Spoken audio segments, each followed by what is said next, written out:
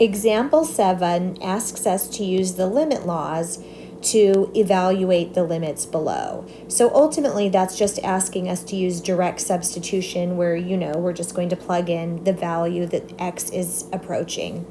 I'm asked to find the limit as x approaches -3, so I'm going to plug -3 into the given function, and wherever x is, I have plugged a -3 in, simplified my math, and gotten 60 as an answer.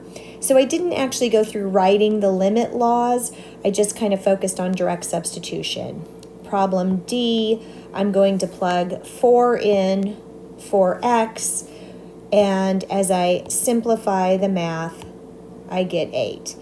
The only one that might start to feel a little complicated is, again, I'm plugging 4 in to the given equation, and as I clean up the math, I just get 2 out.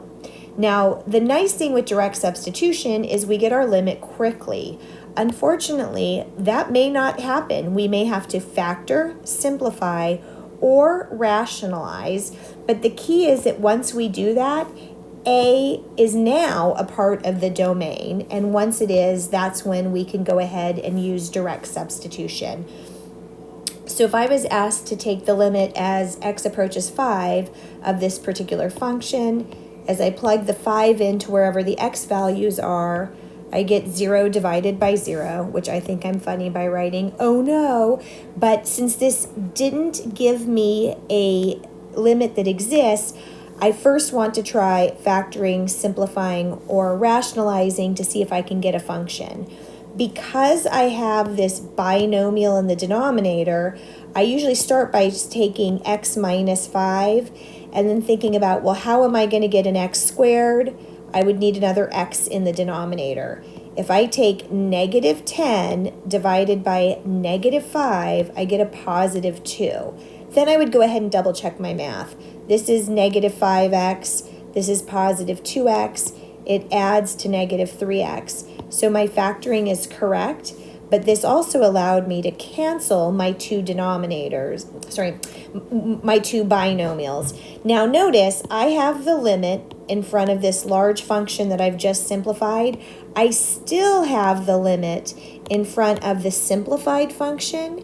And now that I'm ready to go ahead and plug 5 in for x, that's where the word limit is gone. I've used up the limit by plugging the 5 in and getting the math to get my value. Question 9, or example 9. I'm asked to plug 0 in, which I can see is going to give me a denominator of 0. The problem is, how do you factor this problem? And even if you factor it, you're not going to just get an x squared. So instead, we're going to have to rationalize for this particular problem. So often we've experienced rationalizing a denominator, but this time we're rationalizing the numerator. So we're going to take this numerator and the concept of rationalizing, which is multiplying by the conjugate. The conjugate is take whatever binomial you have, multiply by the same looking binomial with the opposite sign, and you will have the first term squared minus, this is key for us, the second term squared. So I've got A, or my first term, to be x squared plus 4 in a radical. My second term is a 2. So I kept those terms, but I took the opposite of a minus in between them and used a plus in between them. Whatever I write in the numerator, I write 100% identically in the denominator because they cancel each other off. I'm basically just multiplying by 1. So I had my original question here in black. I am multiplying the numerator by the conjugate, which forces me to multiply the denominator by the same value. I still have the limit because I have not plugged x equals 0 in, but now I have my first term squared minus the second term squared, and I'm going to go ahead and leave this denominator as is. I am not going to try to distribute because remember, this is causing me the problem. It was the x squared that was giving me a denominator of 0. So squaring a radical just gives you that same term without the radical, squaring the positive 2, right? This minus is an operation in front of it. Squaring the positive 2 gave me a positive 4, but I'm subtracting that positive 4. So I have a positive and negative 4 that add to 0. Still have limit in front of the problem I'm working on. As I continue up to the top, I now have limit in front of this term where all that's left in the numerator is an x squared, which cancels with the x squared I had in the denominator.